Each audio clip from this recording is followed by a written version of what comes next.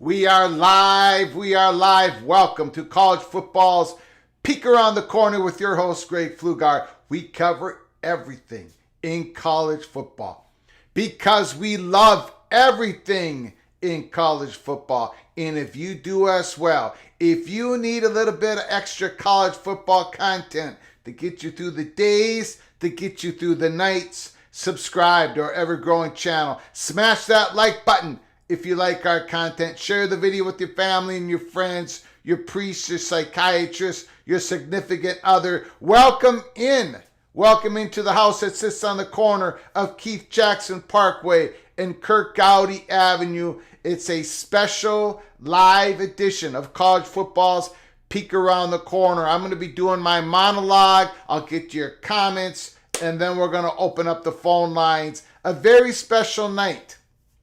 Very special night. First of all, before we go on, I want to say my thoughts and my prayers go out to all of those in our central part of our country who are suffering through those tornadoes tonight. A lot of damage has already been done in Arkansas and Iowa. So my thoughts and my prayers go out to those people, those communities, and to the first responders. So that's how I want to start off tonight's show. It's a special show. We are going to push the envelope further. It's December 26th, part 2. Now, we have a lot of new people joining our show every single time we come on. So we are going to have to go back and explain what happened on December 26th. But we are tonight, we are going to go through the options that are according to the Florida State Money Perch, a person who contacted us on December 4th, December 11th, and December 26th. We're going to be going through the options. The options that Florida State believes that they could possibly win a challenge of the ACC Grant of Rights. Yes, I said it. Just hang with me. Just hang with me. But first of all, we're going to go to our sponsor of our show. Then we're going to go talk about the top defensive coordinators all in college football. Then we're going to break down Michigan Wolverines.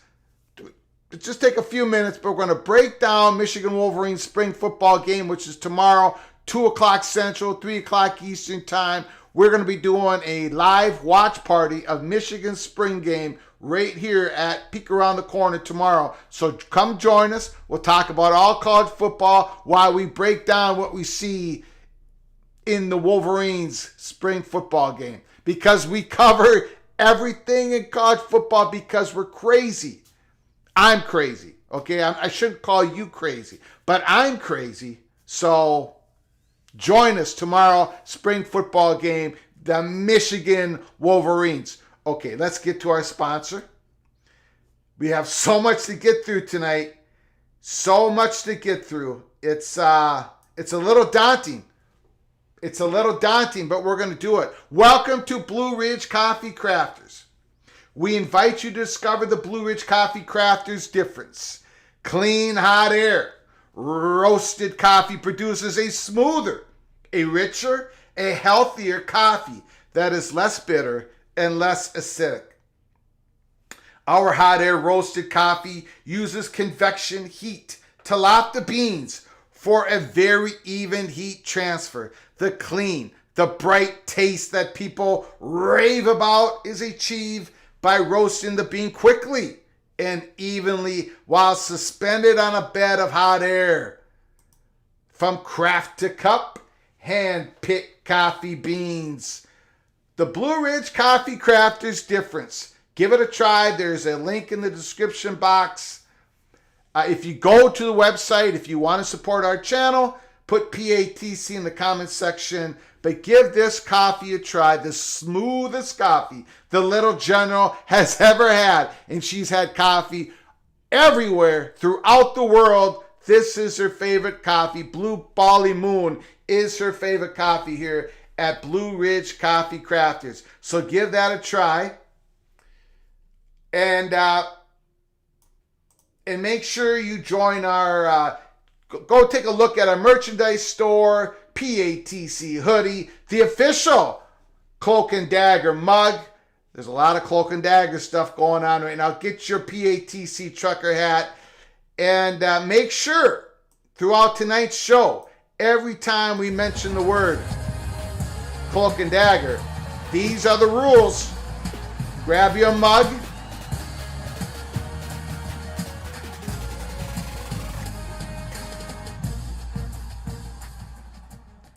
Okay. Whoops. Sorry.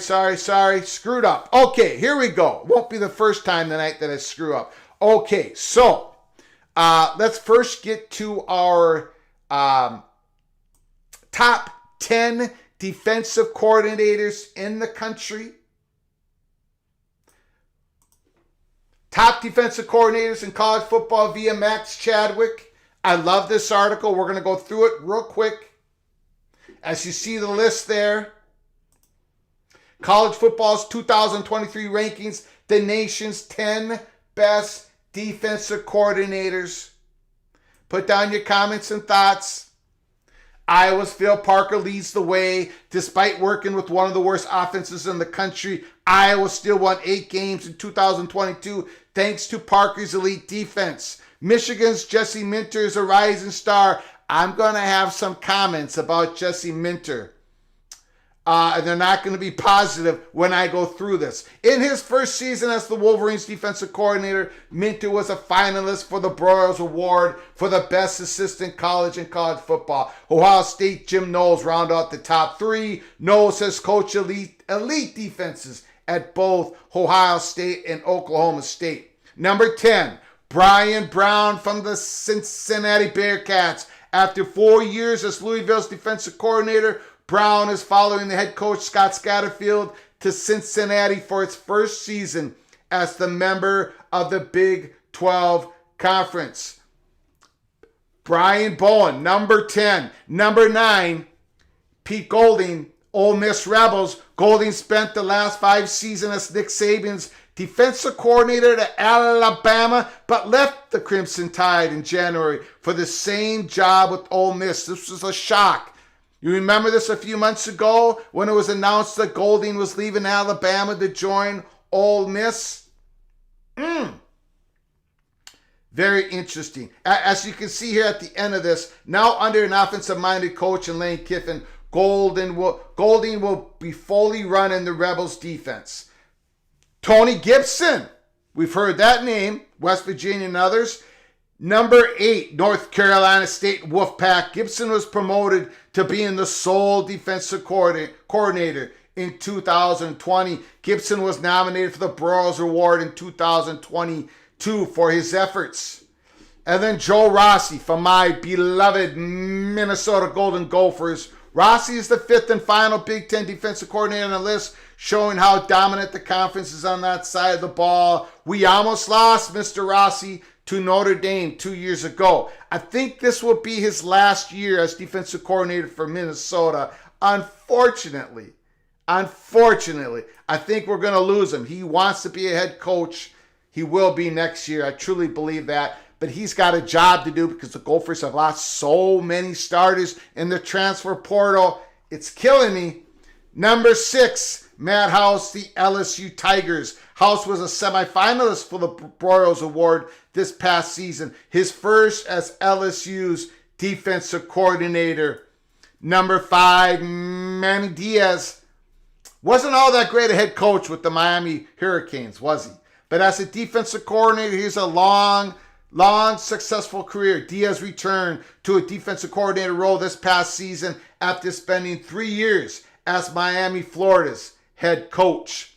Number 4, Glenn Schumann. We'll just say Schumann here because he's really going to take over the job, I believe, at Georgia. So Glenn Schumann, number 4, Georgia Bulldogs. Number 3, Jim Knowles, Ohio State Buckeyes. The Buckeyes did make a drastic improvement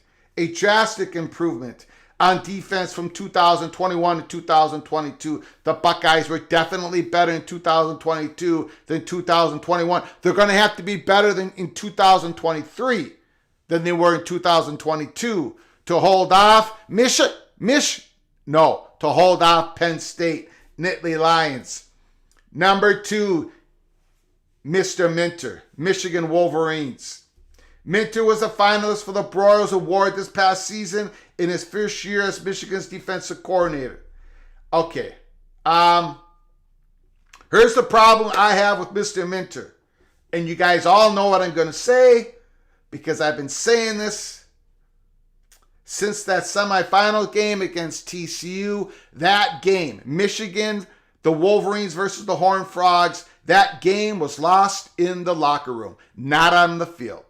Minter's strategy, the game plan, they had to go against TCU, and that quarterback was horrific.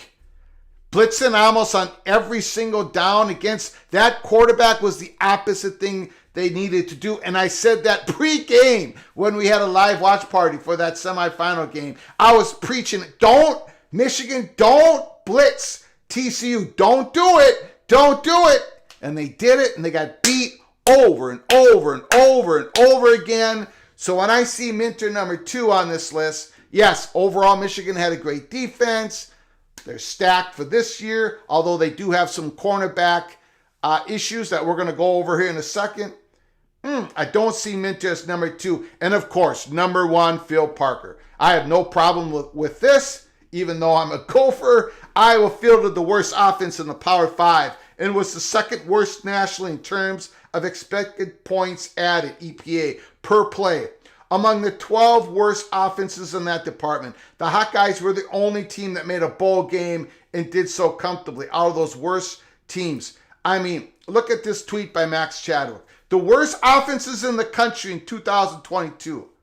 Look at that list. New Mexico, 2-10. Massachusetts, 1-11. Rutgers, 4-8. Colorado State, 3-9. Colorado, 1-11. So forth and so on. Northwestern, 1-11. Nevada, 2-10. But look at Iowa, 8-5. How could they go 8-5? Because of Mr. Phil Parker.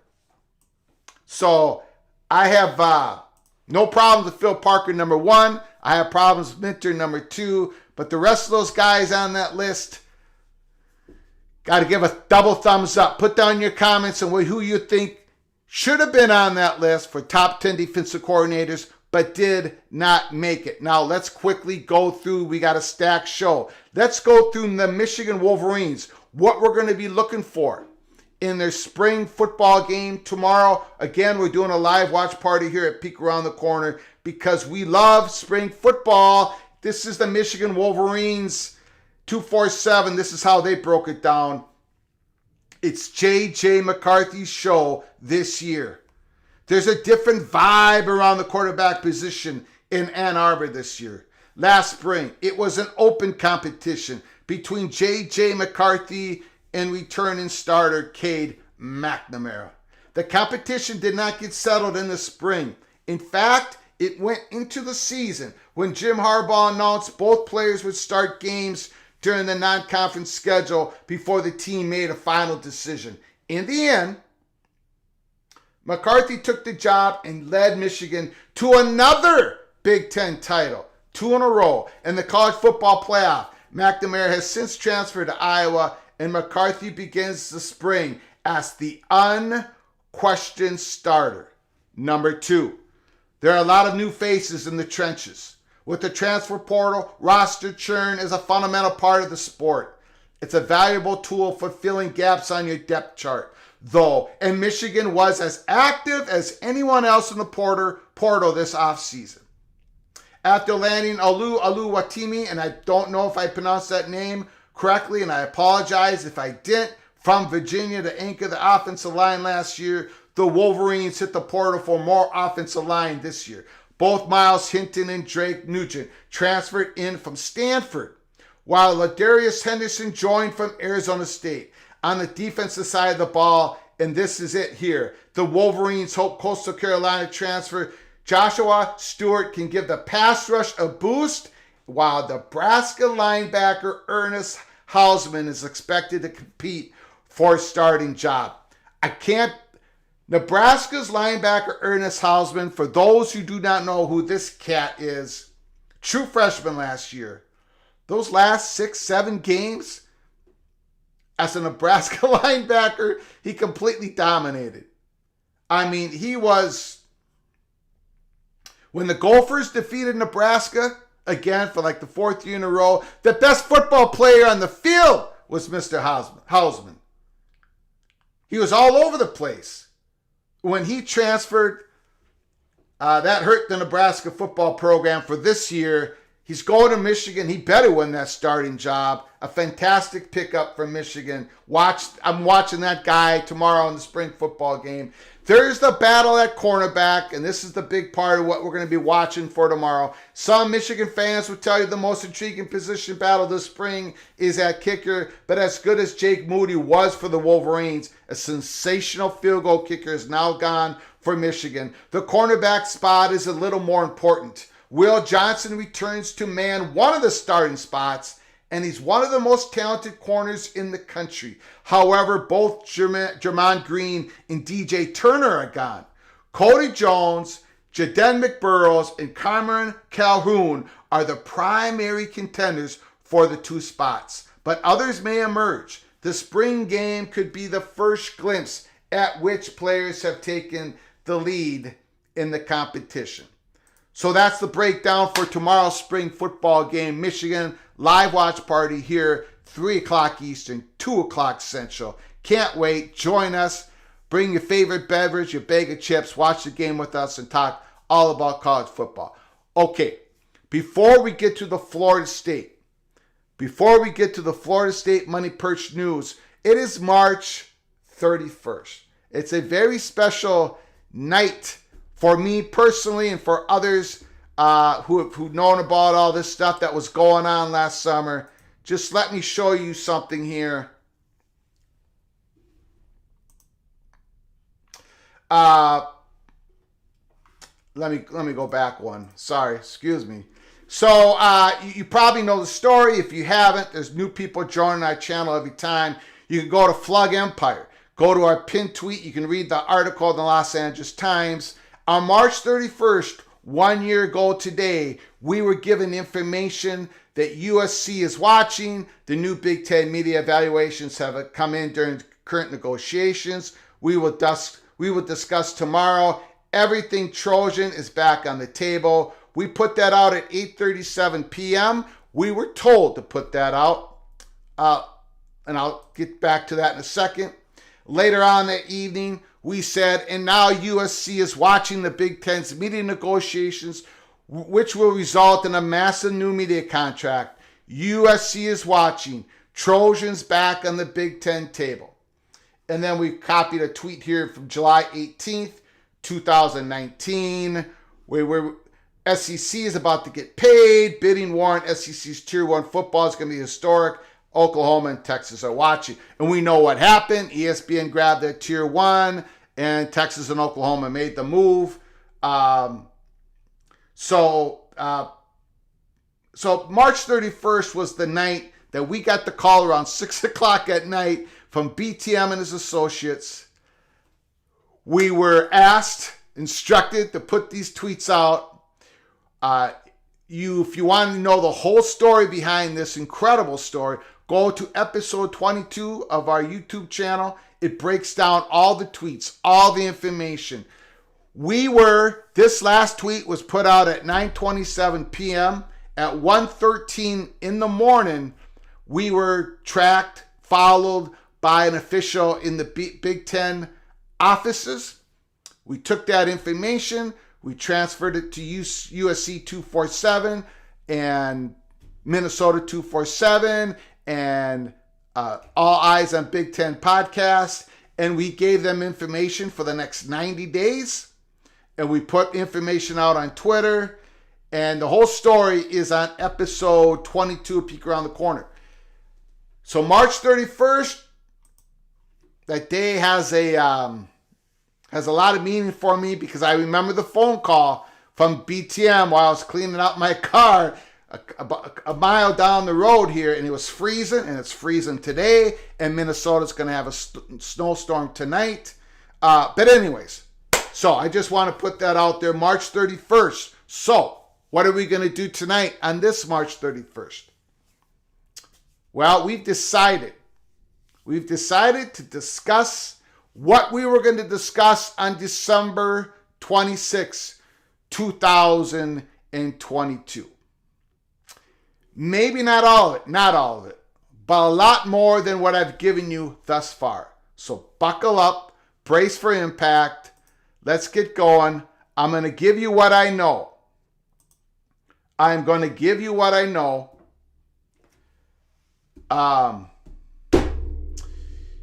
This is from, okay, let me backtrack because there's a lot of new people here.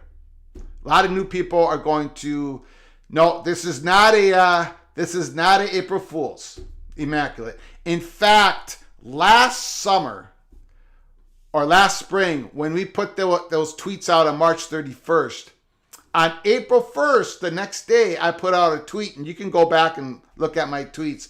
I said, we're not going to be talking about this today. We'll pick it up tomorrow because everyone's going to think this is a April Fool's joke. It was not a joke. So it's not a joke tonight. Okay? It's not a joke tonight either. Let's backtrack. We got a call on December 4th from what we would call the Florida State money perch. A gentleman told us on December 4th that Florida State was getting everything prepared. If things didn't go right, if things don't go the way they wanted to go, that they were going to get prepared to be able to pull the trigger on challenging the ACC's Grant of Rights. Well, that was told to one of BTM associates, not BTM directly. That information got up to BTM. He said nothing in there. There's nothing in there. We at Peek Around the Corner we believe the Grant of Rights is real solid, right? We believe that. We've never said that people can break the Grant of Rights. We've been on the side of the Grant of Rights question debate. So we didn't pay any attention to it. On December 11th, another call came in from Florida State's money perch a week later, exactly a week later. And more information was given. He got up to BTM. BTM once again said, really nothing there. Nothing that we can chew on. Now remember, first of all, BTM and his associates, you can kind of guess who they talked to throughout the country.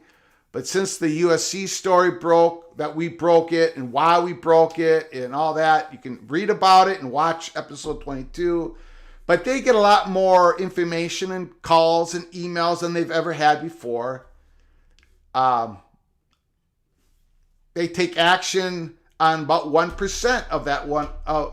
Like 1 out of every 100 contacts, they actually kind of pay attention to.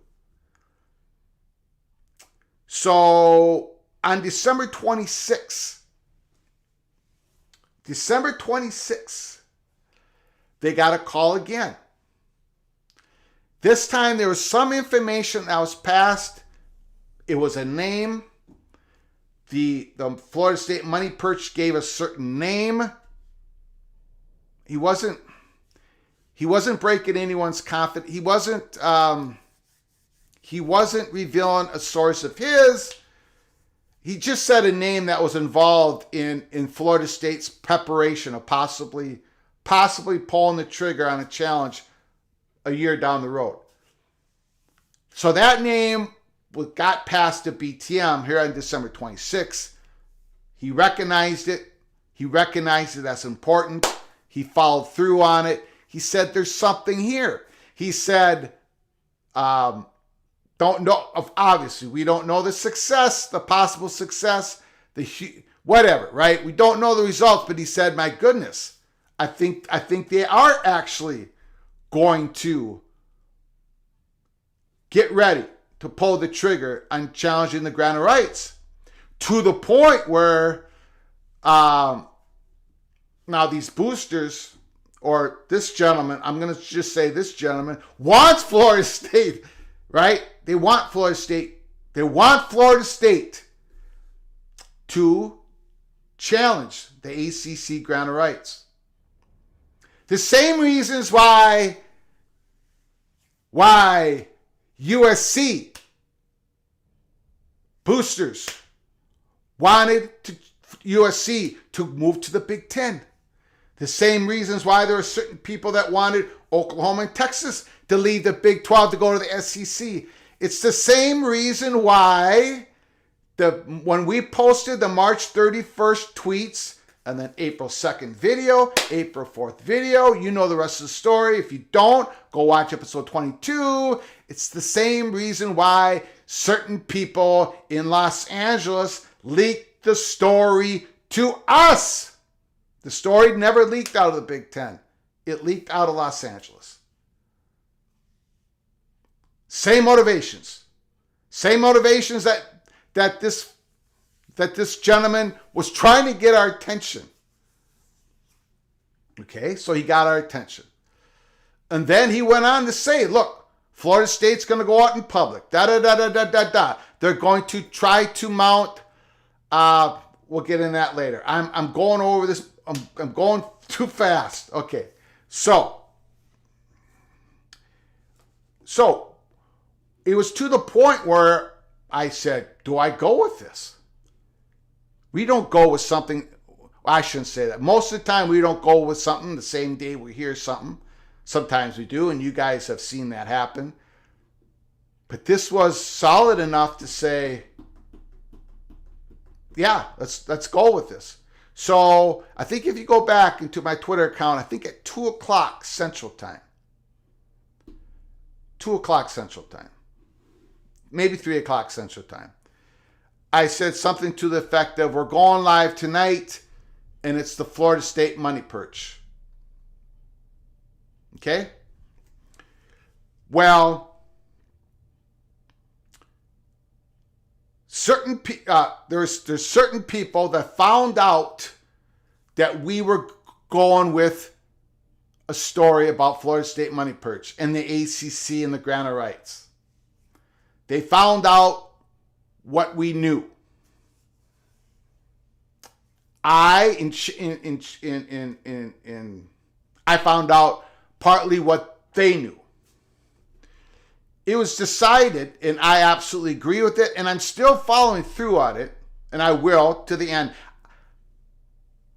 I decided to stand down on December 26th. Now, a lot of you were on our show that night, and here I am promoting that I was going to reveal this Florida State news, right? So at about 5:41, I think was the exact time, communications went back and forth among certain parties, and I said I'd stand down. I would stand down, and so then at 6 o'clock, I came on, and I spent the 30 minutes apologizing to you all. I can't go with this, the story's not totally ripe, and it still isn't. First of all, before I go on to what the Florida State Money Perch guy told us, I am not going to be the person who breaks the story on when Florida State, when they challenge the ACC Grant of Rights, I won't be the one breaking that story. I'm not going to be the one that breaking it when and how they do it. Okay? So now I want you to hang with me. I'm going to give you bits of information. I'm going to give you a lot of information tonight. But there's been enough talk. Florida State came out in public like this guy said they were going to. None of this happened out of just happenstance. All this has been planned. All of this has been planned. All of this is cloak and dagger. Cloak and dagger. Cloak and dagger. Okay? This is the real cloak and dagger. Michael Alford just came out and said once again about how they need unequal revenue sharing, not just with success on the field, but success off the field when it comes to TV ratings and all that stuff. Okay, so let's get to it. Let's get to what we were told. We were told two things on December 26th. Actually, it was kind of before December 26th, but we weren't paying attention. We were caught in our own information loop. We were caught in our own bias, right? We shut our ears. We shut our eyes. We said, no, they're not going to challenge the Grant of Rights because we believe the Grant of Rights. I'm not a lawyer. I'm going to stop right there. I'm only going to talk about myself. I'm not a lawyer. But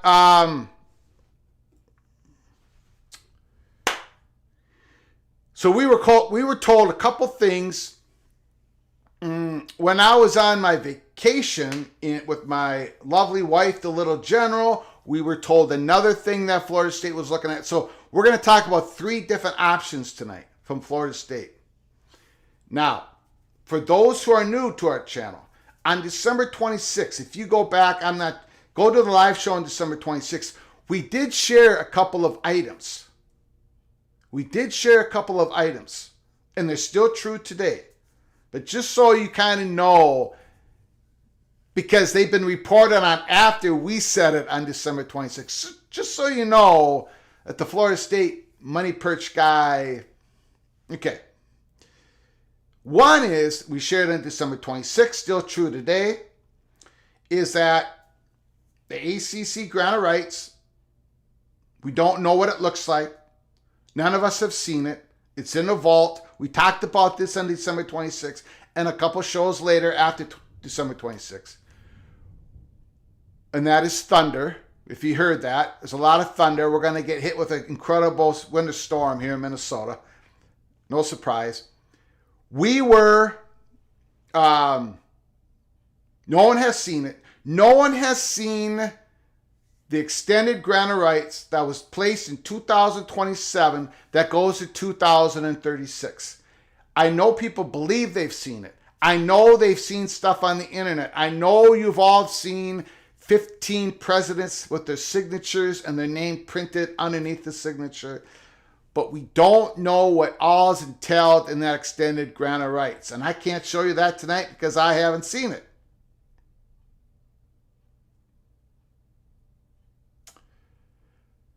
We were also told, and then that's been reported since then. We also told you on December 26th, we made a point of this. And I'm going to make it a point tonight. If you don't get anything out of this tonight, and I think you will, but if you don't get anything out of this tonight, I want you to get this. Florida State, whatever they're doing behind the scenes, and we think we had, well, by this Florida State money Perch guy, we think there's a few things we know and we're going to tell you tonight. But whatever they are doing, they're doing it alone. They're not doing it with Clemson. They're not doing it with North Carolina. They're not doing it with Miami, Florida. They're doing it alone. We said that on December 26th, and I think there's been some hints and reports after we told you December 26th that this is be the case. Nobody, none of these university presidents, athletic directors, are going to be accused of, charged with collusion in any part of this.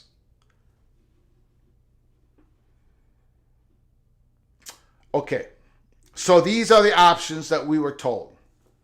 Florida State, the options that they could go forward with in pulling the trigger to actually challenge the grant of rights. They all hold risks. Well, two of the three hold risk to Florida State. I don't know what I'm going to give you my opinion, the percentage of potentially winning the case in court.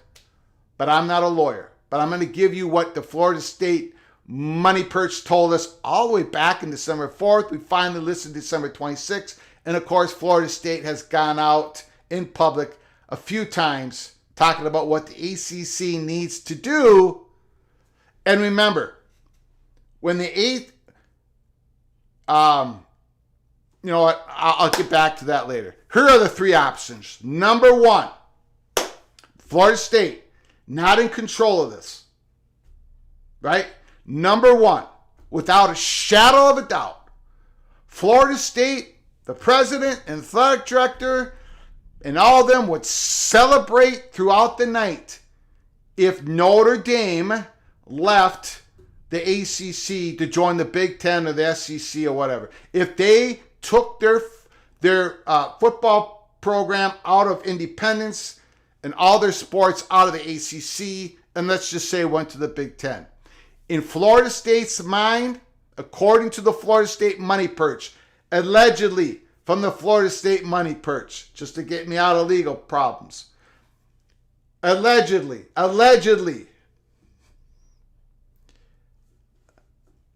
Notre Dame would blow a hole in the grant of rights, at least to the point where Florida State would be able to, where that grant of rights would come back from 2036 at the very least, from 2036 to 2027.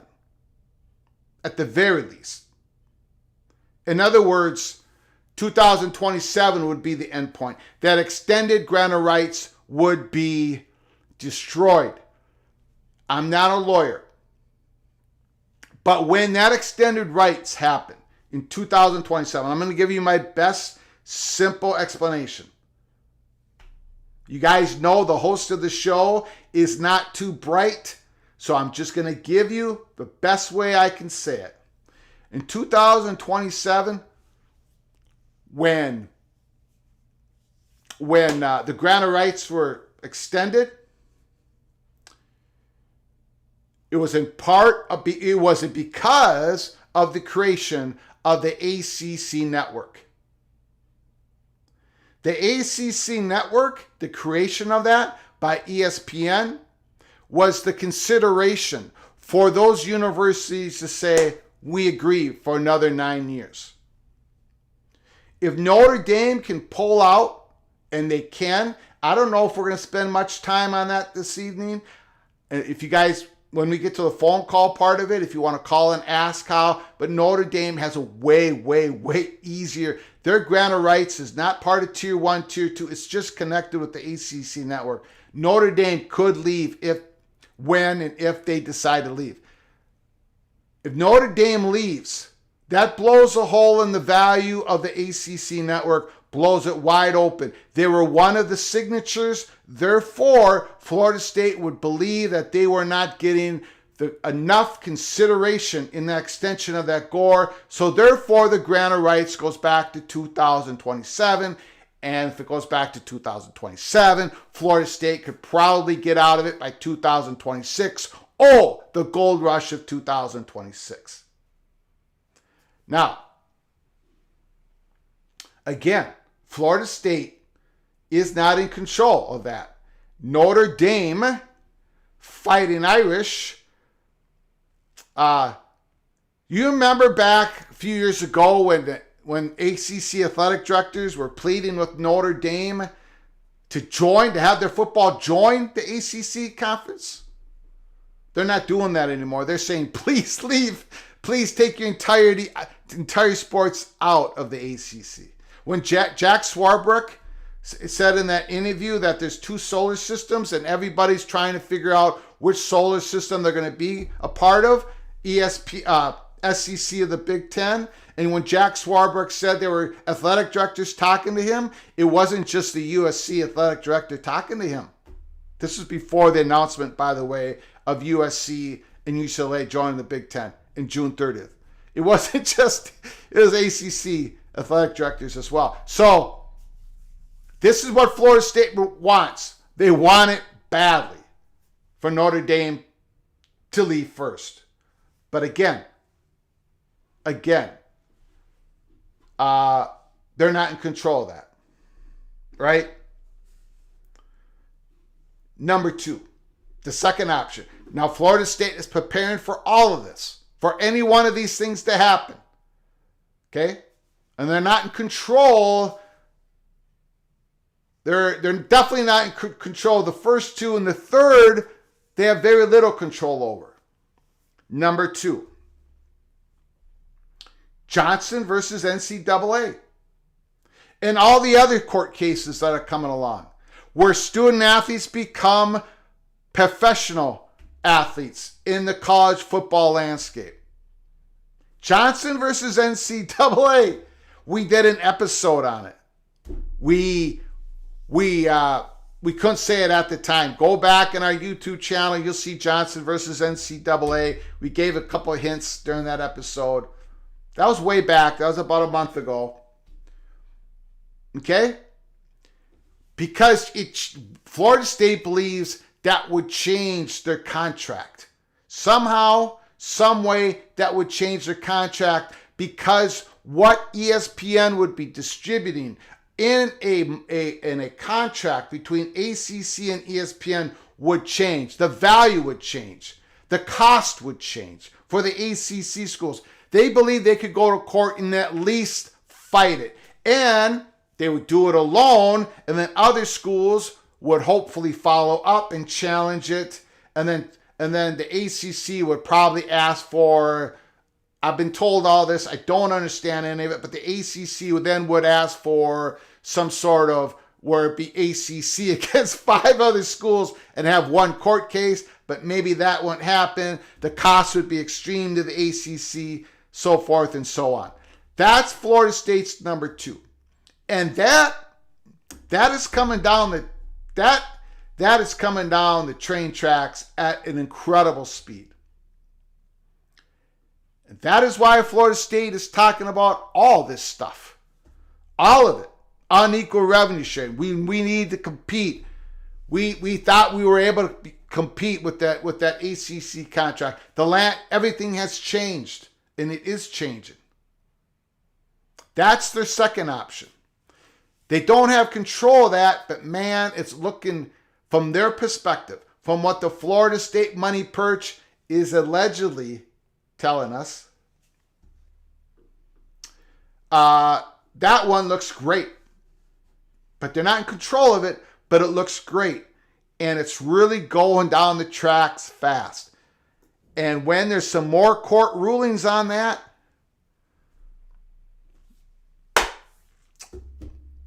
they'll have a decision to make on pulling the trigger. Okay. The third option. This was an option that came from the Florida State money perch sometime in early February. This wasn't part of what we were told on December 4th, December 11th, December 26th. In fact, we talked about it at Peek Around the Corner. People asked us this question about sovereignty, and we said, nope, it's not part of it. We can't tell you what it is, but it's not part of it. It could be part of it. It could be part of what Florida State would challenge.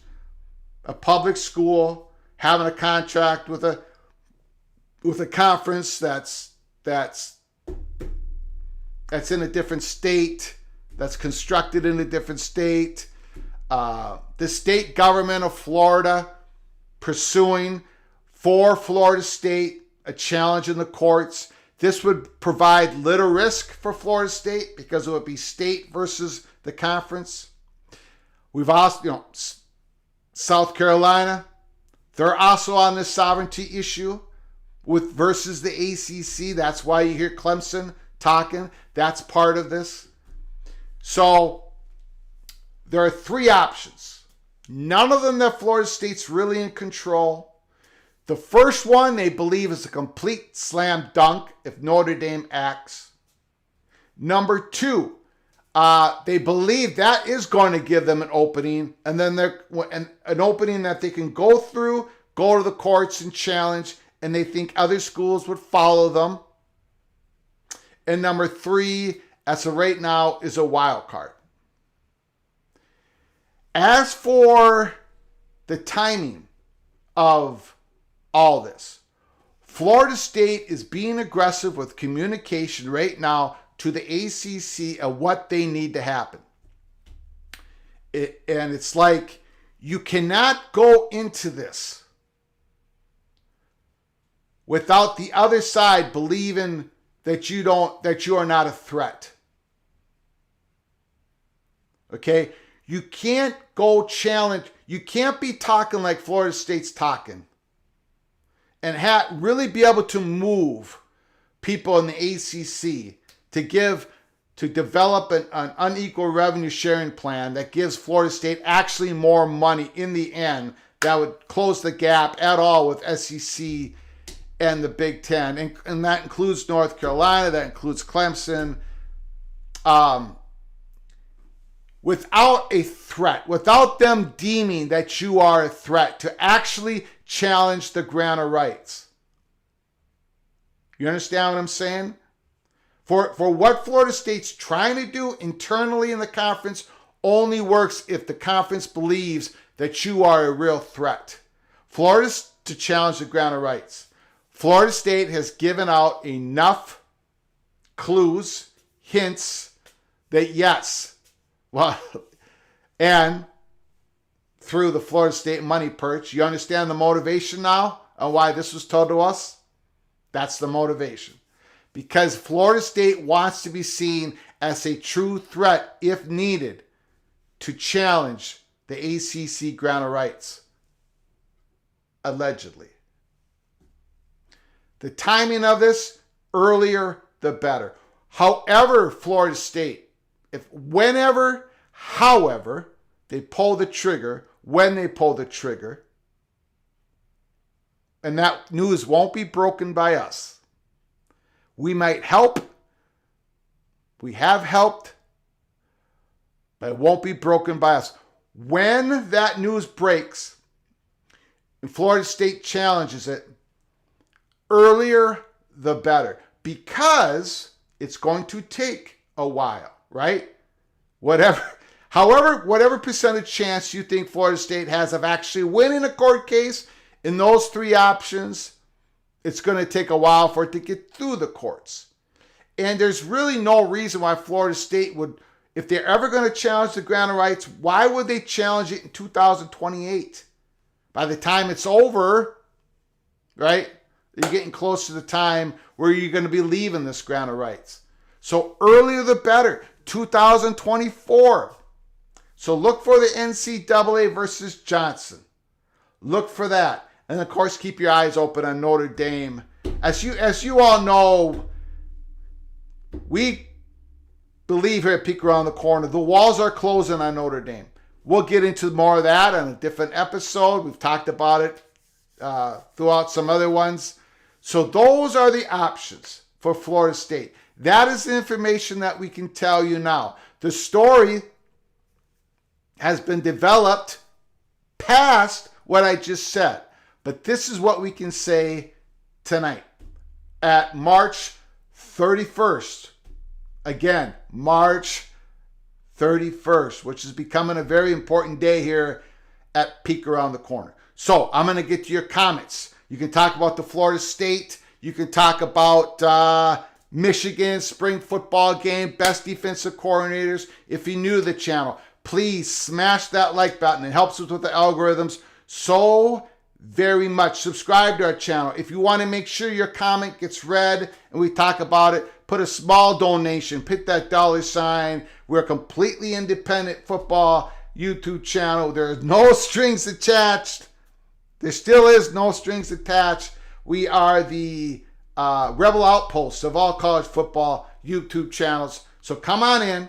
Don't be shy. Phone calls in a little bit. Let's get to some of your comments right now. Holy smokes. That was a long monologue. Sorry, guys. Woo! All right. Well, Flugar's the man. I don't know about that. Thank you, Daniel, for joining the show. Douglas Hall finally made a live show. Minnesota. Congrats, Greg. Gold Ducks.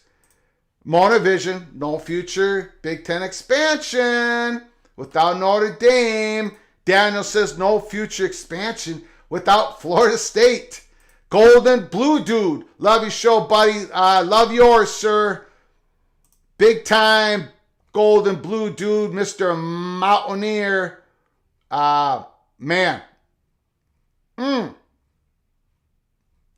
So many comments. Holy. Absolutely. Florida State has the potential. The story has the potential to be just as big as the Big Ten and the USC story. Absolutely.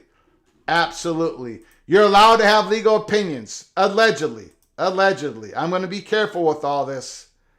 I'm not sure what that means. Bonehead, thanks for coming in the room. Notre Dame's walls closed today by NBC and Peacock. Okay, I see what you guys are saying. You guys want me to talk about, the Monty Show. I'll get to that in a second. Thank you, Manny. Appreciate the super chat. Thanks for helping us keep the lights on here in the studios. Keep bringing it, Greg. I will keep bringing it. I will. Thank you, sir, for joining us tonight. The Monty Show, I was told, I did not watch it, so someone, if I'm incorrect on what they said, please let me know. I do not want to incorrectly say something that someone else said. I had a couple of DMs on it. It sounds like Monty Show is saying something to the effect of Pac-12 might have gotten their Hail Mary for because a deal, they're working on a deal possibly with NBC Universal where, let's see, I got notes here. Again, I didn't watch the show. Between the Pac-12 and NBC Universal, there would be a handful of games or big events or something on NBC. There'd be one game, one Pac-12 game streaming on Peacock and the rest of it on the USA Network, which is owned by NBC Universal. Tell me if I got that wrong. I'm just going to act like I got it right. like I always do. Tell me if I got it right. So that's what the Monty Show is announcing, reporting tonight. And I said in the DM, I had a discussion with the fella. First of all, if that is true, like if that is part of what Pac-12 is doing, like they're in a deep conversation with NBC Universal. I mean, that's a pretty good, of course, I don't know what the dollar amounts is, but that would be a pretty decent deal when it comes to exposure. Better than the other possible deals out there. A handful of games on NBC. I would expect the Pac-12 championship game to be on NBC, and maybe the top 3 or 4 or 5 Tier 1 football games on NBC, and maybe there's a Tier 1 split between USA Network and NBC. There's one problem. There's one problem with this report that I deem odd. And I could be absolutely incorrect. I haven't talked to anybody. I'll reach out. I will talk about this report and someone, but I haven't reached out. I'm looking at this report and there's one thing that's odd to me. And again, I could be wrong.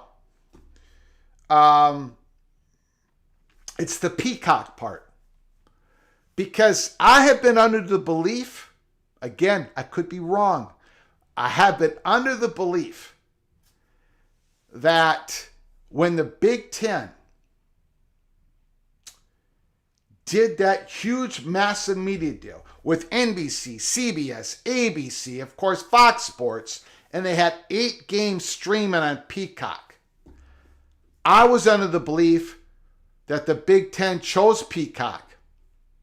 Well, yeah, because, of course, they're owned by NBC. But they got, besides Notre Dame's one Peacock football game a year, that Big Ten got an exclusive deal with Peacock to stream their 8 games every year.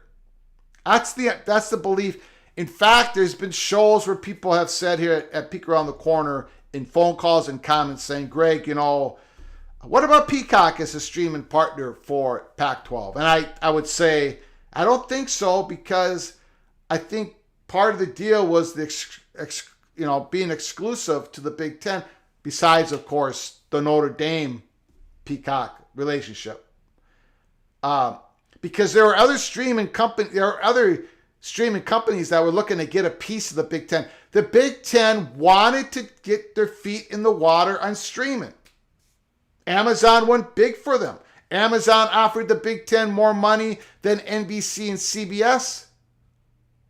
NBC and CBS got the Big Ten package for $350 million a year for 6 years. Amazon offered more. But the Big Ten wanted just, as long as they got NBC and CBS at a really good dollar, they wanted just to put their foot in the water and see how the streaming component worked. 8 streaming games a year at Peacock.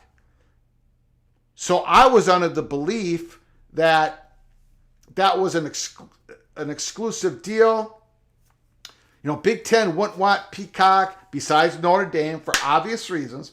They wouldn't want somebody else to have Peacock have to advertise for a different conference. According to the Monty Show, Peacock would stream 1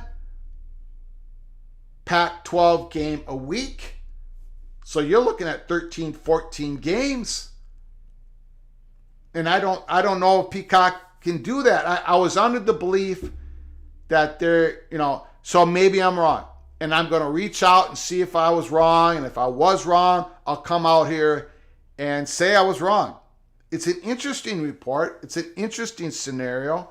It's way better for Pac-12 if that scenario worked out than a whole lot of other ones. I don't know how much NBC is willing to pay for that. it's interesting, but the Peacock part of it really sticks out to me as don't know if it's accurate or not. And nothing against the Monty boys, the Monty show. Nothing against them. They have a source telling them they could be absolutely correct. Those are my thoughts on that. I'm seeing a lot of Peacock stuff. Oh,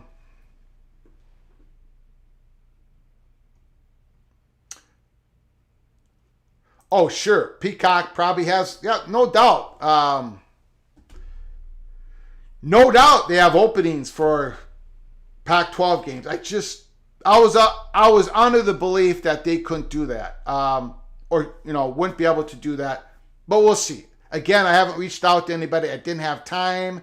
I was preparing for the show, so we'll see what happens with that report.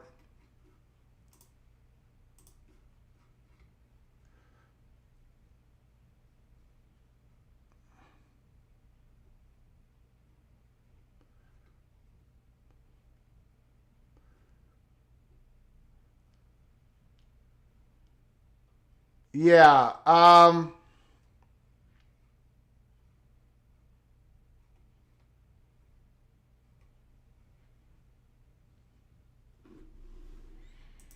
Kevin S. says ESPN will have to be made whole. Just like Fox was when Texas and Oklahoma leaving early. ESPN will get their pound of flesh. And that's the difficult part about this. Right? It's the ESPN. I mean, ESPN is not going to be helping Florida State get out of the ACC. That's just not happening. We talked about the possible invisible hand of ESPN. I don't see why again, I'm not coming at this as Florida State has no chance to break the grant of rights. We're very pro. We believe in the strength of the grant of rights here at Peek Around the Corner. That's why we didn't give you guys this story December 4th. But we are telling you that Florida State, they're not doing this without, they believe there is some opportunities if a couple things pop for them here in the near future. The big one is the NCAA versus Johnson and other court cases like that. The one that's the slam dunk for Florida State to get out of that grant of rights is Notre Dame leaving first. Johnson versus NCAA is the most logical one for this to set this off. But yeah, the whole ESPN thing, that is a huge hurdle. Now again, the ACC is the one that holds the grant of rights. They're the ones who hold Florida State's media rights, not ESPN. ESPN owns the license to distribute ACC content, and within that includes Florida State. And I understand the argument. I understand the argument that Florida State would go under great risks, great costs if they go to court. Look, I understand that, but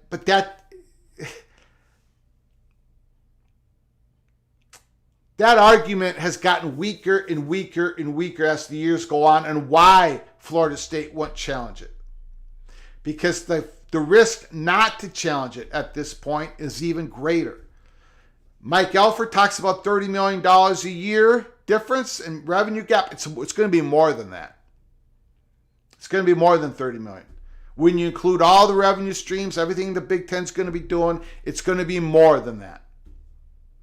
And then, of course, the Big Ten goes back for their meeting negotiations somewhere around 2030, and Florida State's still going to be under the same ACC contract for another 6 years. So it's going to be more than, the amount of money is gigantic.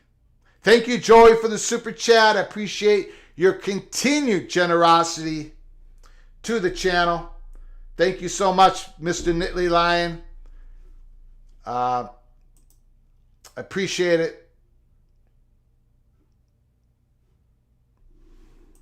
Douglas Hall, ACC and Florida State will have to give over the grant Grant of Rights documents in discovery. Great point. Again, I'm not a lawyer. That's a great point. And again, none of us have seen it. So Douglas Hall makes a great point. And we got to remember something. When they got that extended grant of rights, when everyone signed on the dotted line, excuse me. When they signed the last school to sign it was Florida State.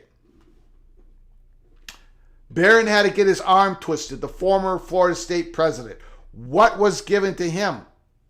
What was the considerations? Was there extra considerations that the ACC or ESPN hasn't held up their end of the bargain? I do not know.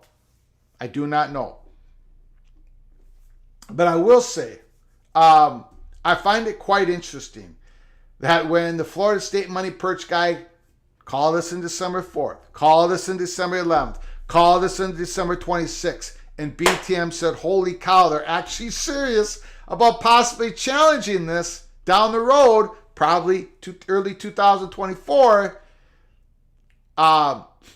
He also told us that Florida State was going to come out in public and say all this, what they've said.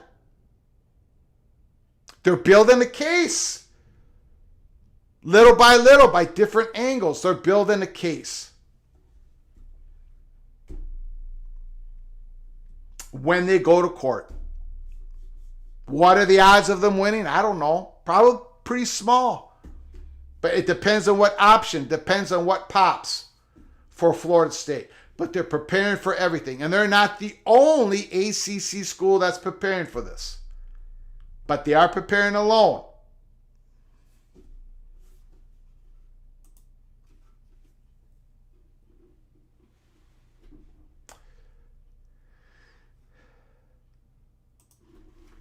AAR, since NBC owns Comcast and pack $50 million in the whole games for free.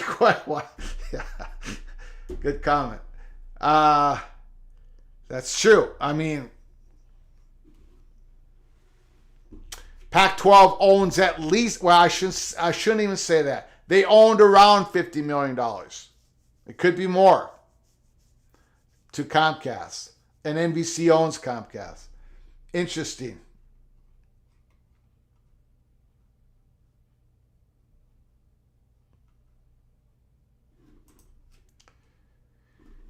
Yeah, I think they are very upset with themselves. There's no question about it.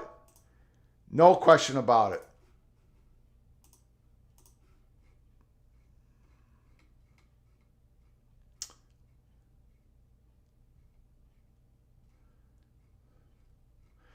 Okay, we're going to open up your phone calls. It's about time. Hold on. I'm hearing thunder out there, lightning. We're going to get a lightning snowstorm tonight. Buckle up. 763-260-1333. The lines are now open. That's 763-260-1333 here at Peek Around the Corner. Talk about anything in college football. Talk about the Florida State. Talk about Monty Show report and the Pac-12. Call from to Master. Master is in the house. What's going on, sir? Yeah, just to talk about a little bit about that Monty Show report. The premise was that the Pac-12 owes money to Comcast, and so NBC would want to prop up the Pac-12 for a while to get paid back some of that money. But as Rebecca just said in the comments, the schools have been paying this back piecemeal. So I don't know if that would be that's why that story kind of sounds fishy to me. Because why would that be a factor for NBC to prop up the Pac-12? Yeah, I don't. That part of the story can't be. If the report is accurate, I don't see how that part of it can be. That doesn't make any sense to me. That part of it. Yeah. That, and I absolutely agree with you. It doesn't. And NBC is not going to do a deal to make sure they get paid back $50 million. They're going to get paid back $50 million. They're going to deal. If they're going to do a deal with the Pac-12, they're going to do it because they think it's best for themselves. NBC. I agree with you. All right, that's all I had, Chris. All right, thanks, man. Great call. Thank you.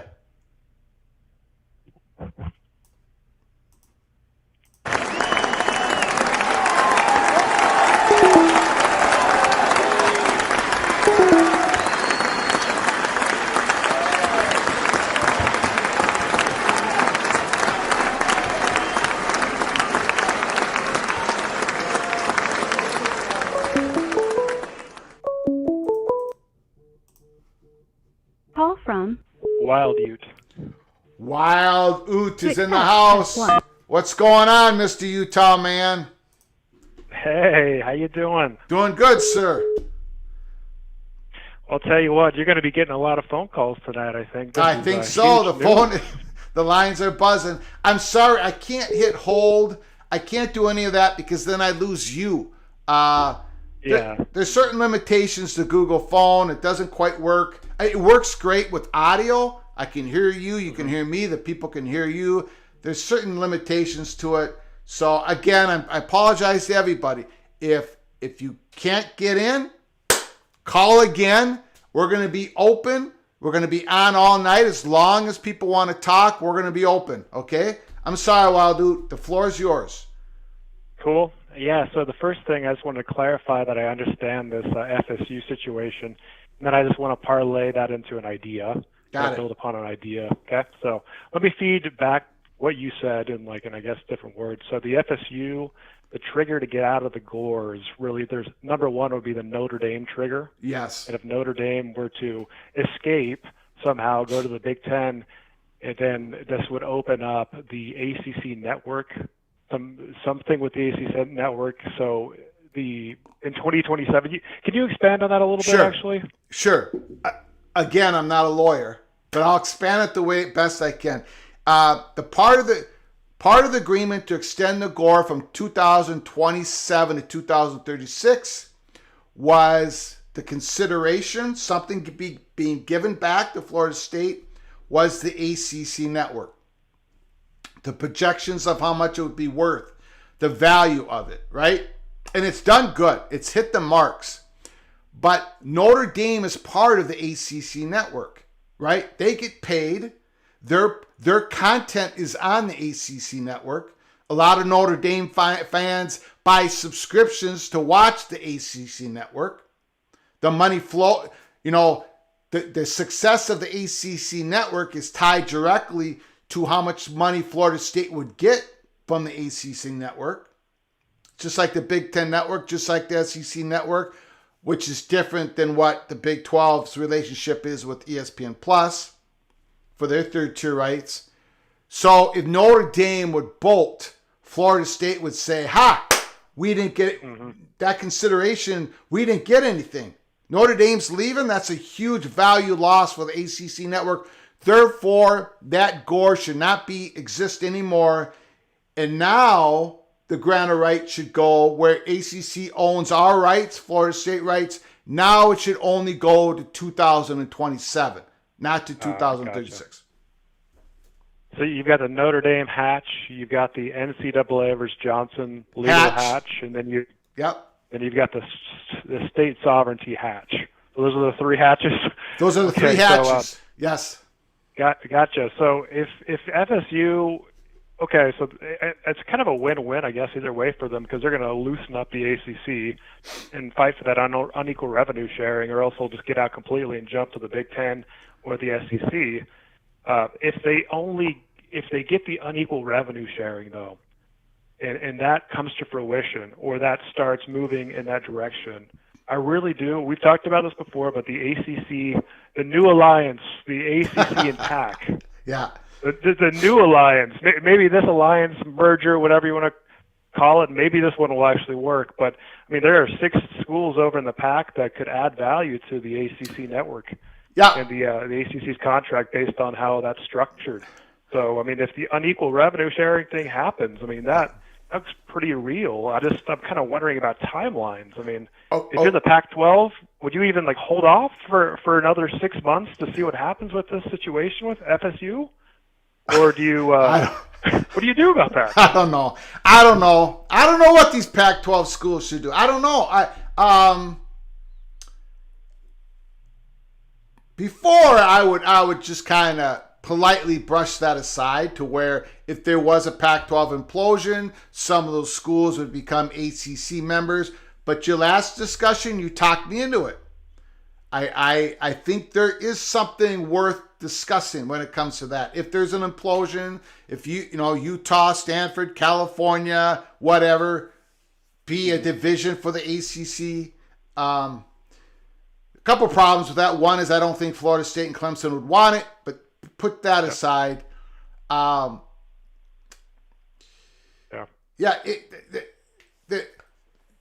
Getting back to the ACC unequal revenue sharing, which I don't think is going to work. I did, and I wasn't the only one. My eyes, these bloodshot eyes, popped out of my head when I want to give me a second here. Oh, I hope I can find it. I probably won't be able to find it. I'm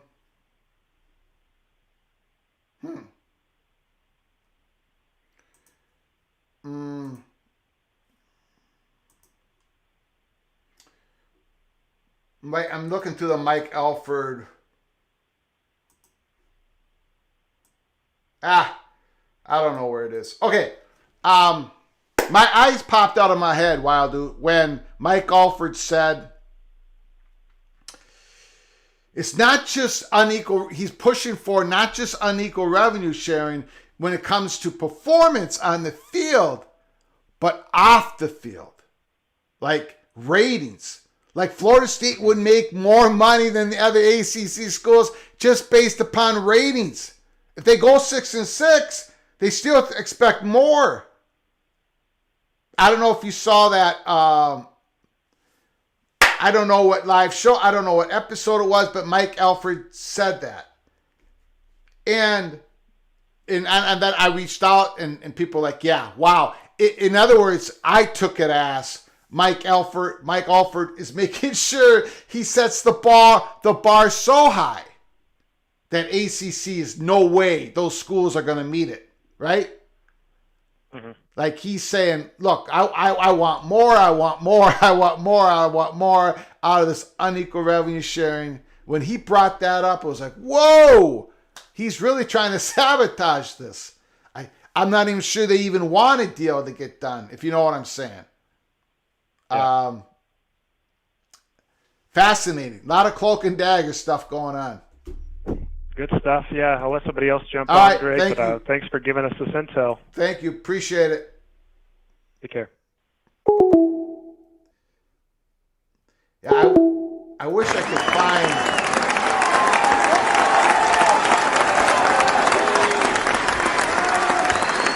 Maybe I can find it here on my...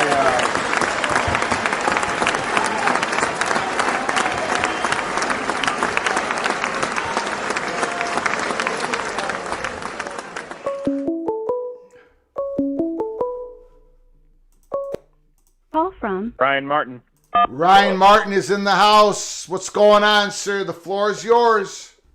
Not much, sir. First of all, as always, I have to ask how you're doing this fine evening. I'm doing good. I'm doing good. We got we got storms all across the central United States. Horrible tornadoes. And here in Minnesota, we're going to get hit with a pretty bad winter storm here on March 31st, going into April 1st. So we're just going to brace for it.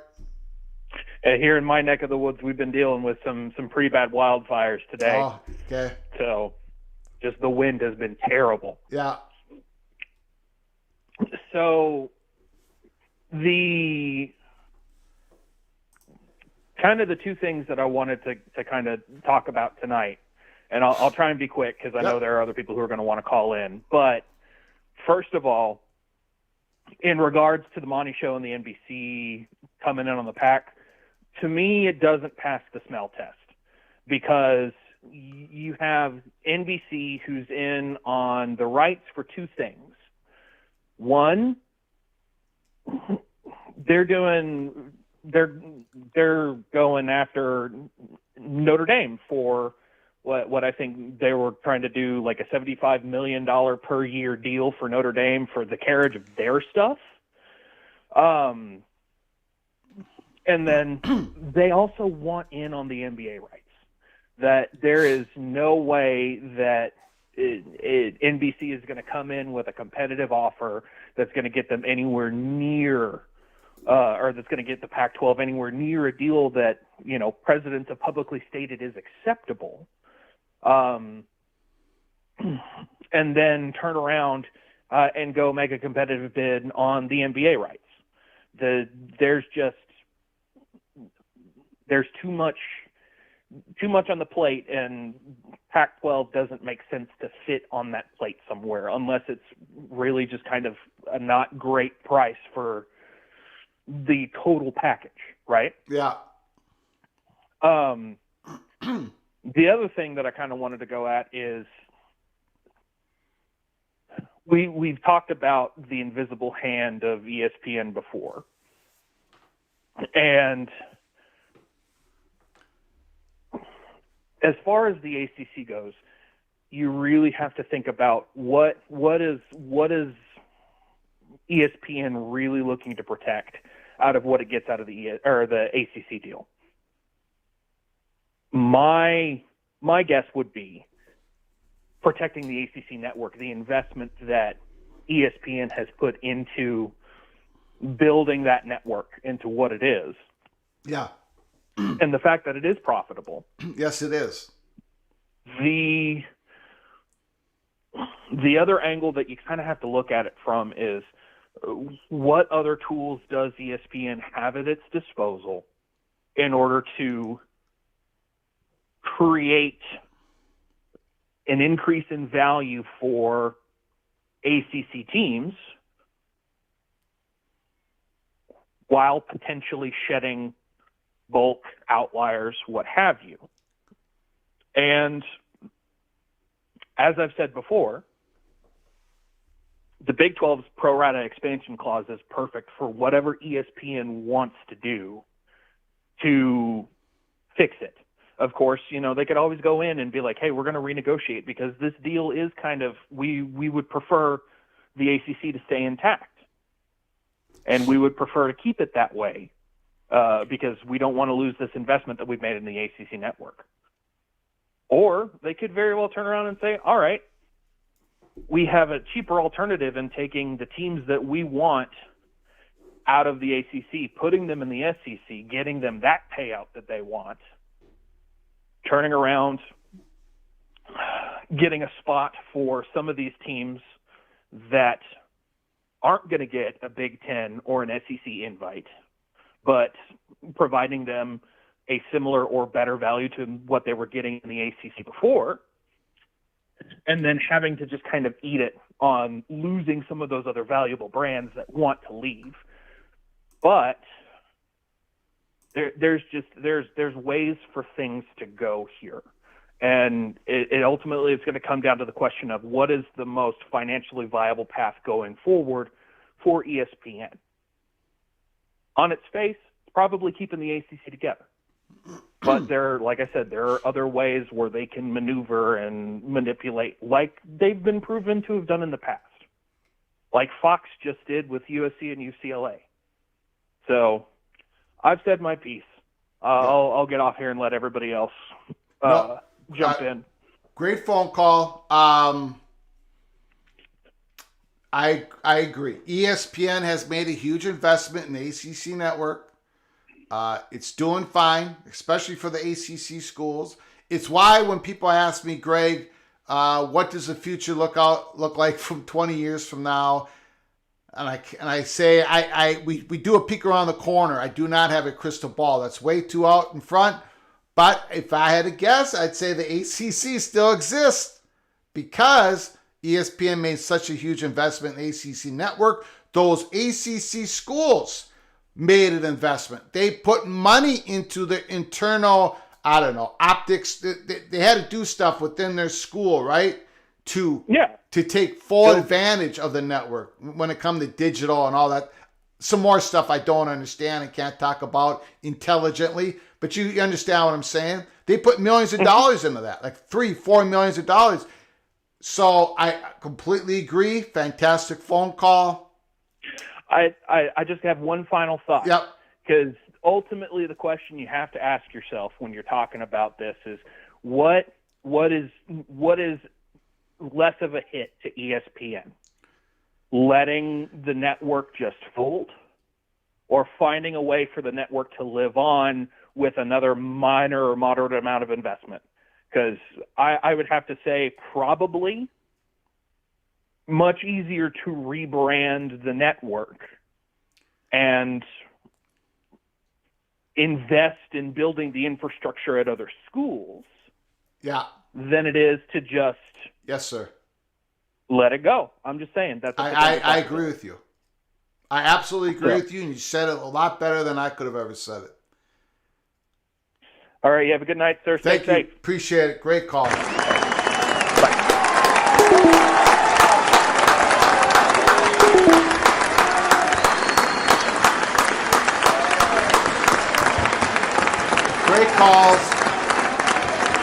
Great calls. That's why I love this community, because you guys can say it so much better than I can. Tony, go for Tony. Greg, are you going to send the little general out to shovel the tender snow?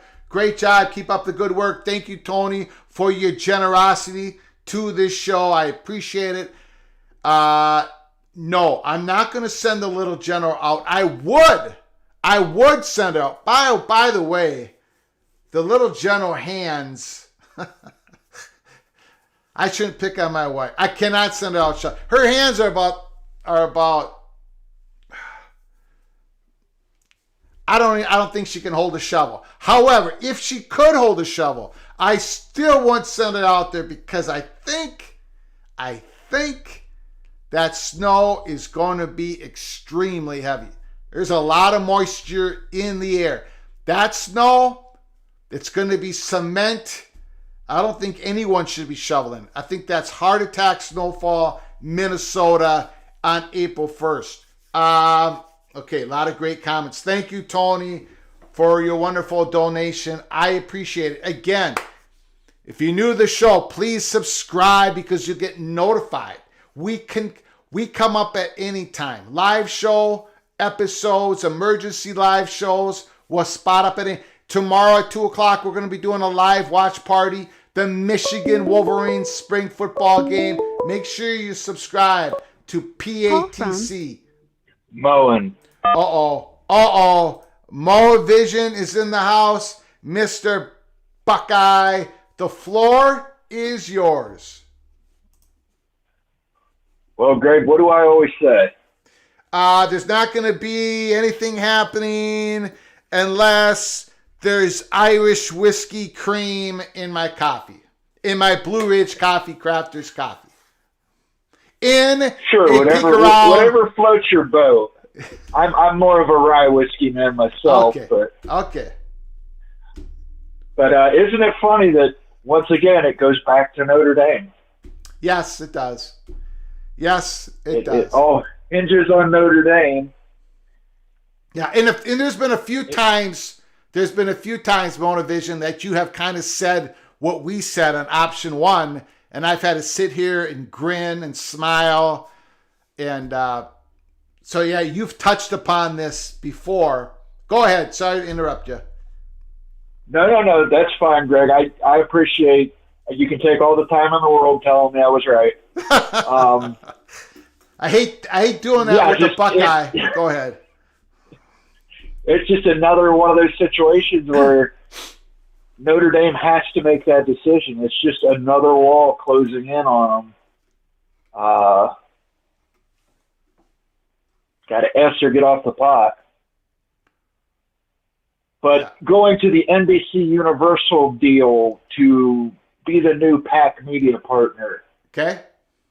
That is an interesting concept considering they still have the Notre Dame contract to work out.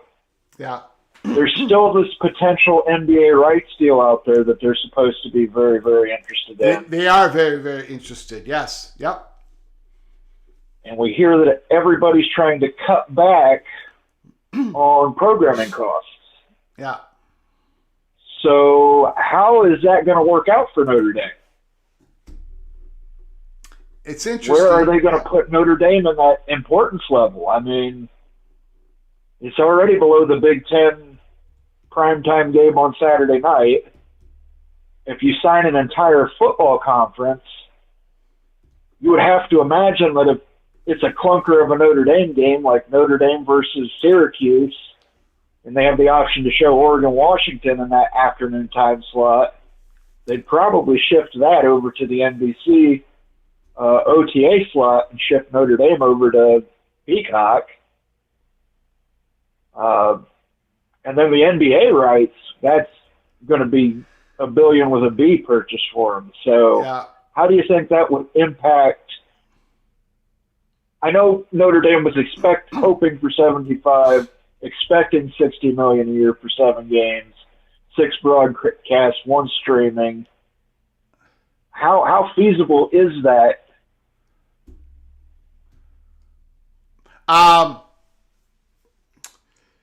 Okay, I'm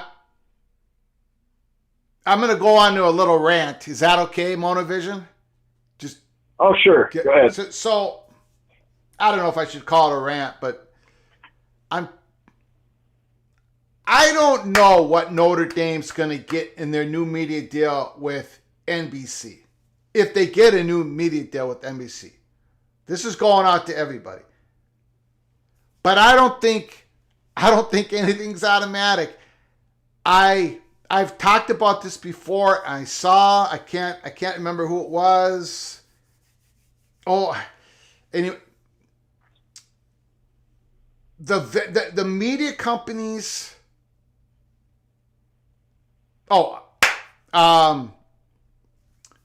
There was a YouTube channel out there talking about how in the future there's the blue bloods could go out and all get their independent contracts with different media companies, and I sat there shaking my head, because what the media companies want is they want bundled up content. We've talked about this over and over again. Bundled up tier 1 content is what the networks want. That's why there's a reason why also with tier 3 content. There's a reason why the Longhorn Network did not work. There wasn't enough content. There wasn't enough live sport content coming out of one university.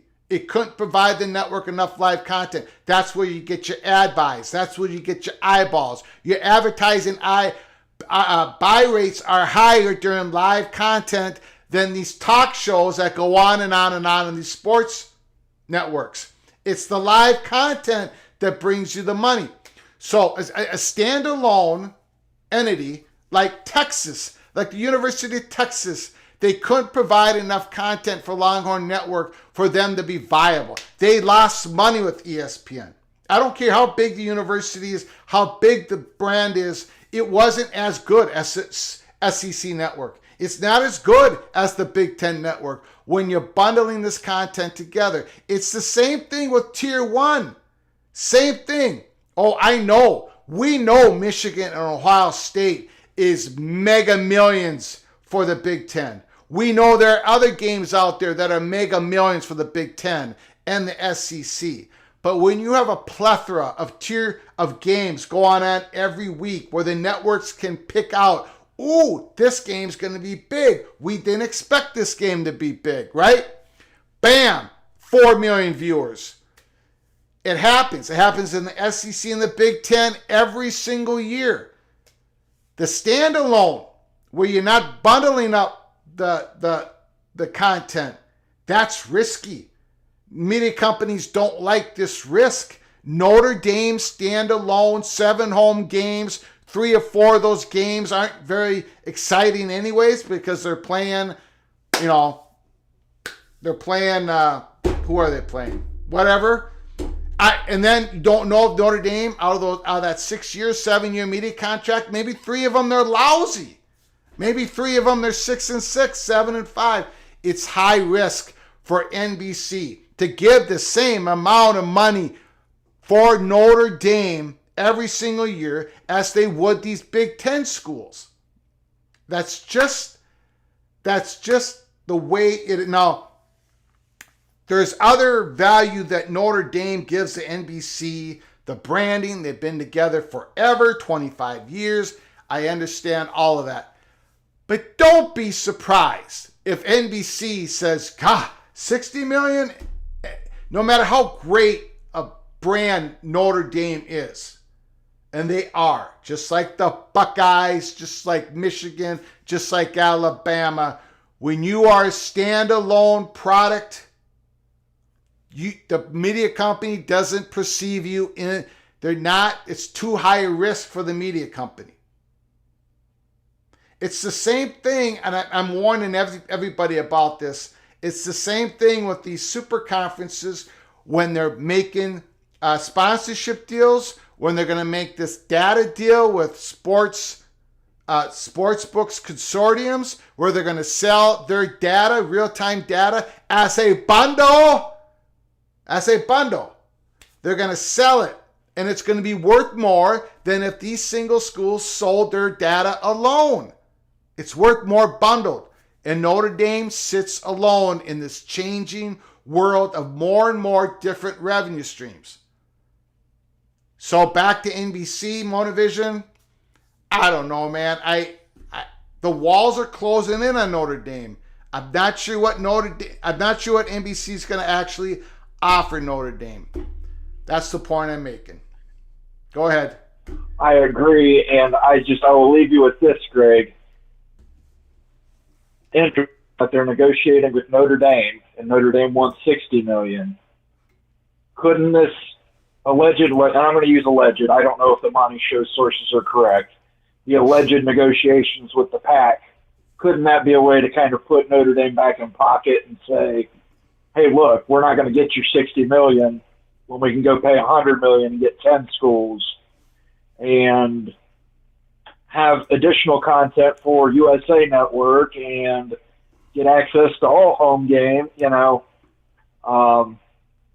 or maybe it's a way for NBC to just push Notre Dame to join the Big Ten. I mean, that's what I think the best course of action is for Notre Dame. Now, whether or not they want to continue to be stubborn and ignore it, that's up to them. But I'll just end it with saying what I always say: no future Big Ten expansion without Notre Dame. All right. Thank you, sir.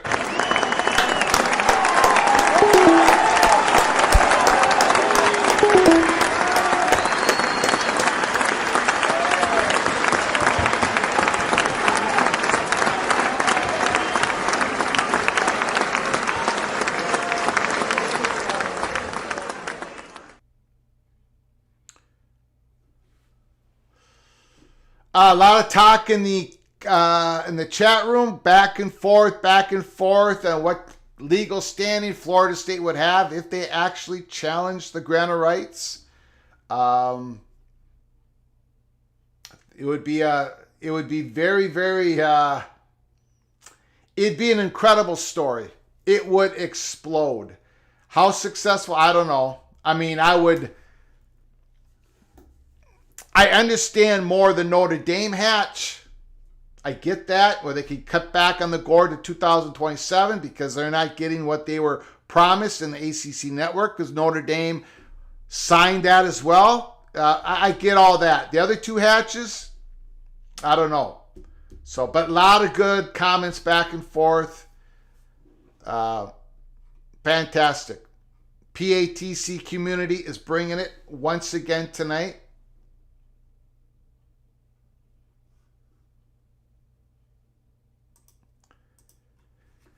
Where's Notre Dame going if NBC says no, thank you?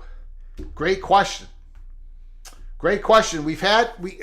I don't know, because Notre Dame, wherever they go, they're going to need that prime slot. That's why I don't think Notre Dame and ESPN can hook up. No way could they hook up. ESPN, their top slots, top exposure is going with SEC, and then second ACC, and then Big 12. There's nowhere that Notre Dame and ESPN deal, I think, wouldn't happen. Notre Dame and Fox would say, come on to the Big Ten. I don't know. I don't know the answer to that question. NBC has a lot of leverage in that. Now NBC's got Big Ten that they're going to be cross-promoting among NFL games on Sunday with ABC, with CBS and Fox Sports. It's actually NBC's got leverage now. I don't know, Bonehead. That's a great question. Don't have the answer. I've never had the answer to that question. Because it's back to the exposure. Notre Dame needs the exposure, right? In that, whatever new media contract they get, there better be a game. NBC, 1:30 Central, it's the perfect spot for them. But if NBC says no, thank you, who can provide Notre Dame with the exposure? Great question. Great question.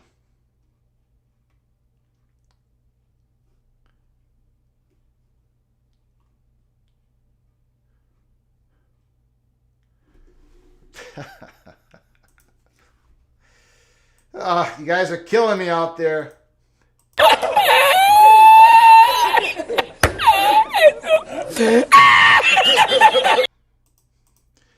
Two Master comes in with Notre Dame on Ion.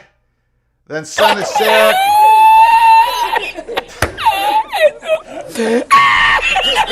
Notre Dame on BNT Plus.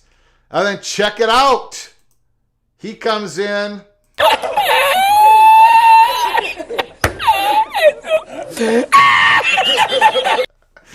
Okay.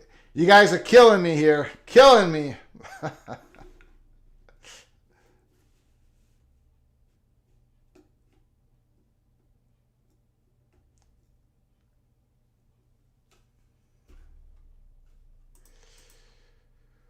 Wild Oot, per Utah's prior athletic director, he sees college football autonomy coming, separate college football from other sports, and have its own league.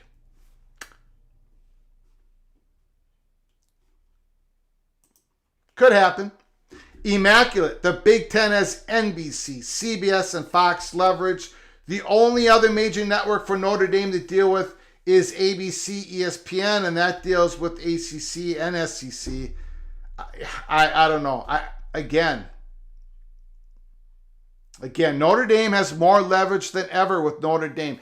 Of course they love the relationship with Notre Dame. Of course, 25 years, whatever. Would they start? 19? Am I giving it... it's more than 25 years. How long has NBC and Notre Dame been together? Did that start in 91? It's been a lot of years. I'm 25. I might not be giving it enough years.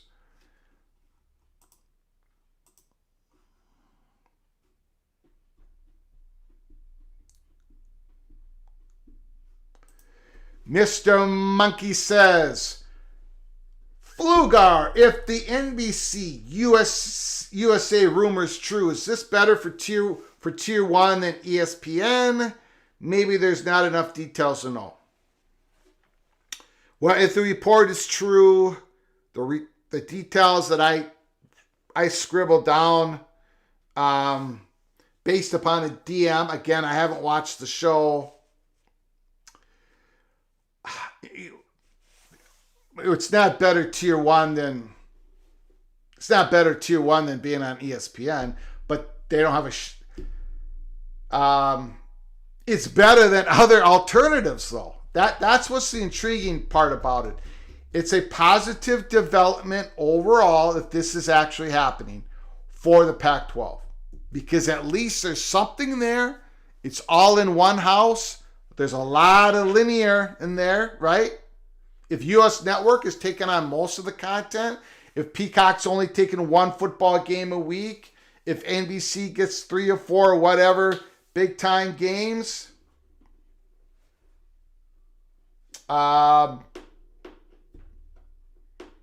it's a positive development for the Pac-12. There's no question about it. How much money would they get out of it? I don't know. But the exposure element, I think, would satisfy in Arizona President Robbins if the money's there. Now it's still not, it doesn't compare to the Big 12 deal when it comes to exposure. But this scenario is way better than a lot of other scenarios that have been floating out there. It's interesting. Again, the part that kind of raises a flag with me is the Peacock. Because I thought, I haven't reached out to anybody. I will after this show is over. I will definitely reach out, have some information on the 2 o'clock Central Time, 3 o'clock p.m. Eastern Time, tomorrow's live watch party, Michigan Wolverines spring football game. Join us. I'll have some information on that show after I reach out to some people. But the Peacock part of it kind of throws a red flag at me. But we shall see. Again, if you're new to the channel, please subscribe to the channel, smash that like button, share the video with your family and friends. If you want to donate to the show to help this independent YouTube channel, the rebel outpost of all college football YouTube channels, to help keep our lights on, hit that $ donation, and we'll post your comment up as soon as possible. Thank you, Matthew Carlson. Go Blue. Great show. Thank you, sir. Thank you for the generosity, super chat. Matthew, we're doing a live watch party tomorrow, 3 o'clock Eastern, 2 o'clock Central, Michigan Wolverines. We're going to break it all down. You've got a cornerback battle going on at Michigan. Your secondary, your team is stacked, but the secondary, we'll see what happens. We'll see what happens. Thank you, sir, for the donation. Appreciate it.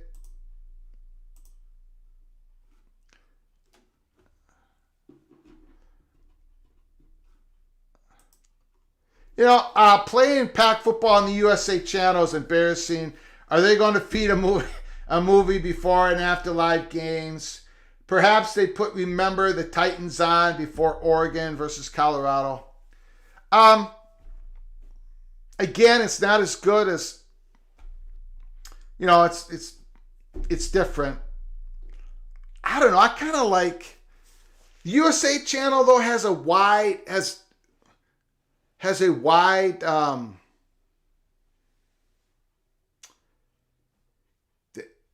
it's a pretty big channel, right? It's in a lot of homes. It's not, I'm seeing this a little bit more positive for the Pac-12. It's not bad. It's not terrible. Would I rather have the Big 12 exposure deal? Yes. Again, Wild, maybe if this report's true, maybe NBC would pay a premium to try to get some college football on the USA channel. I mean, I can see myself. Wild dude. I can see myself going, Utah, Colorado, USA Network. Okay, I'm going to check that out. I can see myself doing that. Going to Apple TV or Amazon. I can see now I'm 54 years old. I'm not very smart. So it's like, wow, dude, you know how I think about this deal being mostly streaming? I think this USA channel is better than many, many alternatives. Now, I believe, I'm just sitting here thinking here. Tell me if I'm wrong. Someone in the comments section or a phone call, tell me I'm wrong. USA Network has WWE and WWE is trying to sell, McMahon's trying to sell the company. And I'm pretty sure about the next part I'm saying. I believe USA Network and Fox are both, because you guys explained it to me in the chat room, both are losing money on WWE right now because they're shelling out so much money in their media packages with WWE, and the ad buy rates are going down, right? So they're both losing money. It's been reported in public. So I'm just wondering, maybe USA NBC is pulling back away from WWE completely. And so they're looking for some other live sport entertainment, right? Live sport. So that part kind of makes sense, right? USA Network's going to need something if they're not going to carry WWE. I'm not saying they're not going to carry WWE. I'm just thinking here. So USA Network gets, I don't know. I'm intrigued by it. The more I think about it, I'm intrigued by it. No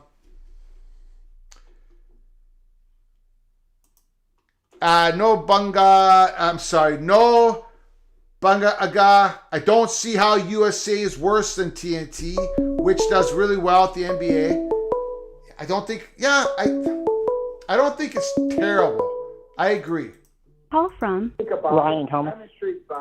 Ryan Thomas, the floor is yours. Thanks for calling, good sir. Appreciate it. Hey, Greg. Well, it's interesting. I was thinking about this when I heard that rumor about the potential NBC Universal PAC deal, and I was just sort of doing some numbers in my head, 3 or 4 NBC games, and, tossing maybe, a season could be anywhere between 60 to 65 games, and if you toss, a game week on Peacock, that leaves about 42 games or so left to be covered, which translates into about 3 games a week that USA would need to do. And I mean, I don't know if they would do more than a double header on a Saturday. And, the question is, if they do a Friday night game, is that really going to,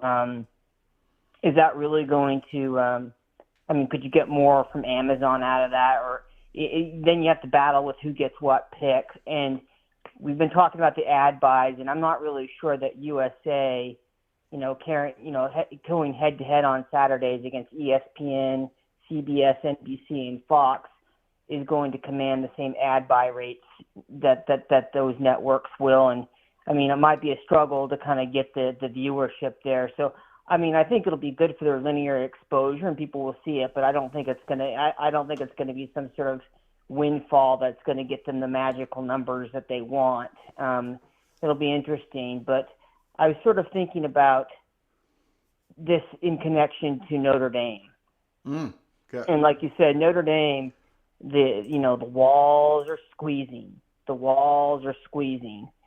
And at some point, if Notre Dame joins the Big Ten, which, I think that if they join a conference, that makes sense for them geographically and, rival-wise. And, I certainly think that makes the most sense. At that point, we've talked about this before, that greases the skids for Pac-12 expansion. So, I mean, the question is, if you're Notre Dame or if you're NBC, you probably much rather would, push Notre Dame into the Big Ten and then ask the Big Ten to go grab, 3 or 4 Pac-12 schools, like the Stanford, Washington, and Oregon, and sort of, be a 20 league, 20 team and, go along your way. That's sort of the issue I kind of struggle with on this whole NBC, type of situation, that rumor, because, I would think that NBC would love to have Notre Dame just decide to, finally kind of join the rest of the world and join the conference and, go to the Big Ten, at which point when NBC want the Big Ten to grab 3 other Pac-12 schools, and fill those windows for, what they normally would fill in a Pac-10 deal or Pac-12 deal.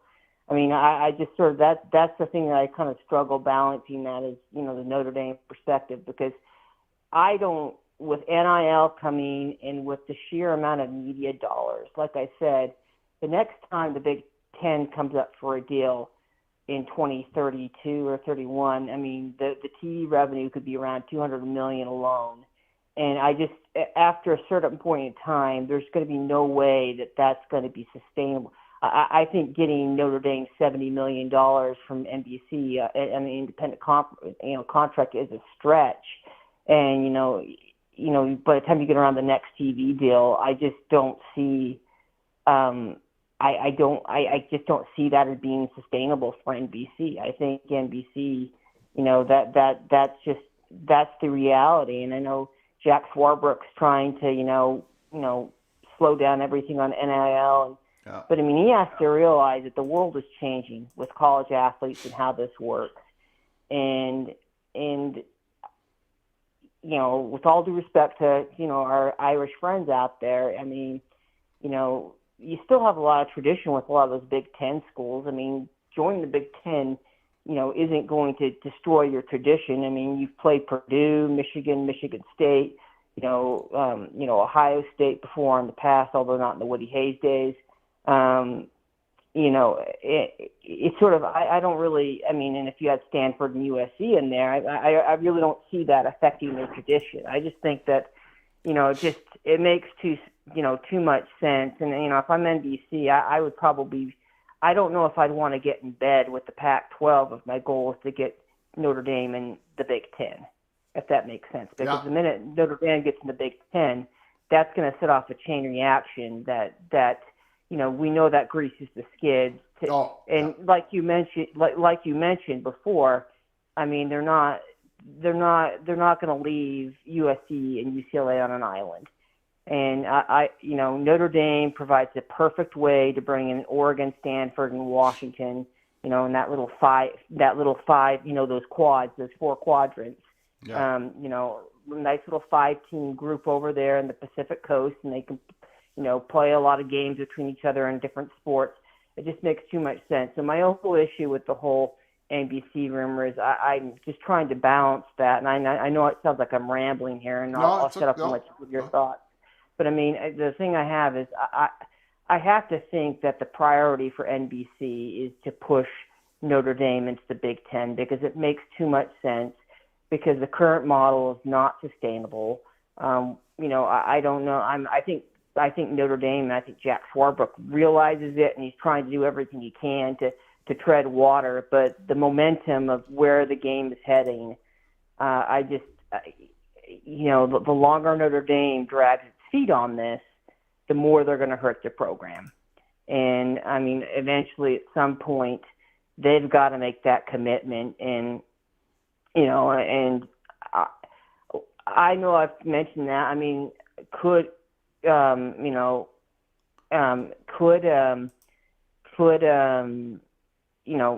Dame do a deal with ESPN? I've mentioned that as a possibility.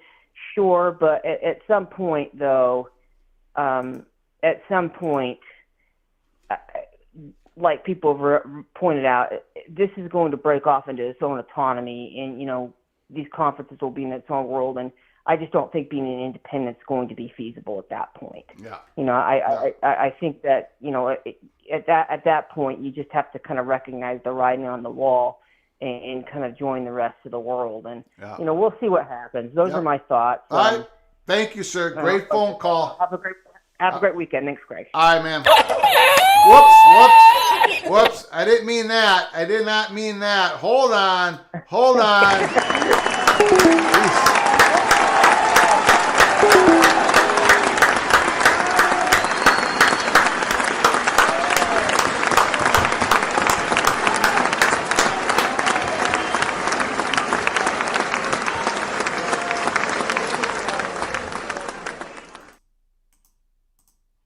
That was a great call. I'm sorry about that. I put that laugh track on there because we had a lot of humor in the chat room, and I forgot to.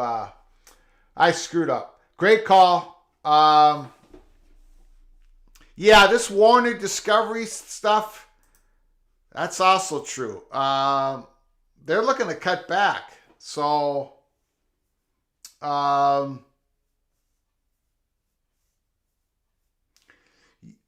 yeah, so I don't know. Interesting. All this is so very interesting. A lot of great comments, a lot of great phone calls. We are going to wrap it up for tonight. We've been on the air for 2 hours. I got a long night ahead of me. We got a storm coming. I'm sorry. I'm going to have to take that phone call off. We got to hop off. My bad. My apologies. Ryan, I do apologize. That was terrible of me to do that.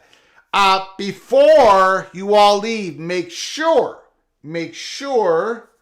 you subscribe to our channel, smash that like button, share the video with your family and friends, and join us tomorrow. If you got time, join us tomorrow. We're doing our first Spring Football 2023 live watch party. Michigan Wolverines on the Big Ten Network, 3 o'clock Eastern, 2 o'clock Central. Be here, join us. We'll have some fun. Until next time, from all of us at Peek Around the Corner, to all of you, please, you all take good care of each other. Thank you so very much.